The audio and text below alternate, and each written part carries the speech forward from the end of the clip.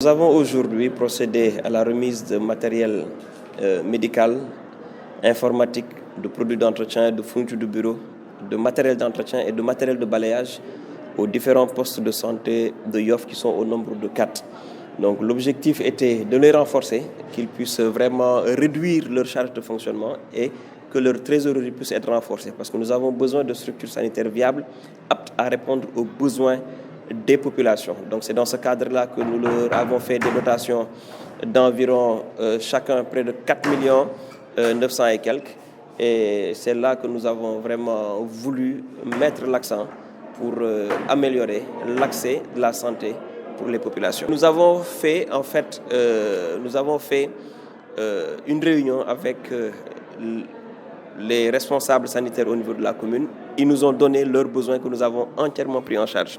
Mais naturellement, nous avons renforcé par des ordinateurs portables, des imprimantes, tout ce qui est fourniture de bureau, produits d'entretien pour l'entretien correct des lieux et du matériel de balayage afin de participer naturellement à l'entretien permanent et continu des locaux de ces postes de santé.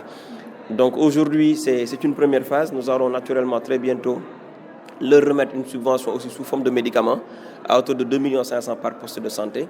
Et nous allons préparer l'année 2023 en termes d'investissement pour naturellement réfectionner certains locaux, procéder à l'extension, à la construction de maternités au niveau de certains postes de santé au niveau de Yoff. Nous avons mis presque 19 500 000, donc globalement près de 20 millions. Donc nous allons très bientôt les renforcer à hauteur de 10 millions pour les médicaments.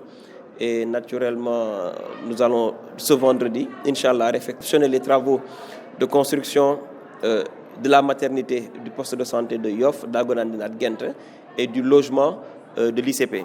Donc c'est un budget de 40 millions qui a été dégagé il y a peut-être 5 ans par le PNDL avec le concours de l'Agence régionale de développement et nous allons réceptionner les travaux pour que Yoff soit éligible aux autres programmes du PNDL.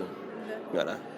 Quels sont les différents projets de l'année 2023 ? Bon, pour l'année 2023, nous allons dès le début janvier procéder à la pose de la première pierre et le début des travaux du poste de santé de Nord-Foire amélioré, donc qui contiendra l'ensemble des équipements souhaités par les populations et par le médecin-chef.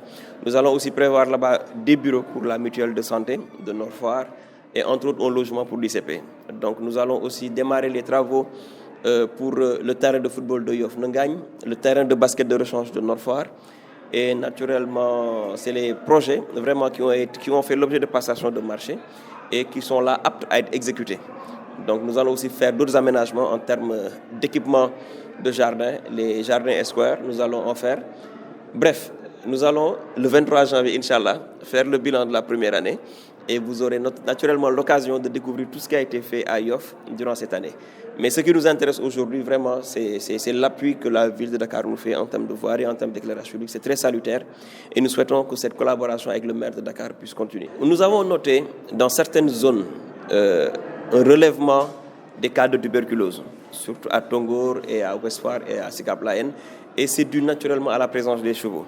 Donc aujourd'hui, nous sommes en train de voir avec des partenaires la possibilité vraiment de mettre un programme de renouvellement de ces moyens de locomotion, de mettre des tricycles vraiment qui puissent permettre de prendre la relève de ces charrettes-là, parce que ça pose un problème de santé publique, ça pose un problème d'entretien du cadre de vie, et naturellement, il faudrait trouver des palliatifs à cela pour naturellement protéger les populations et embellir notre commune.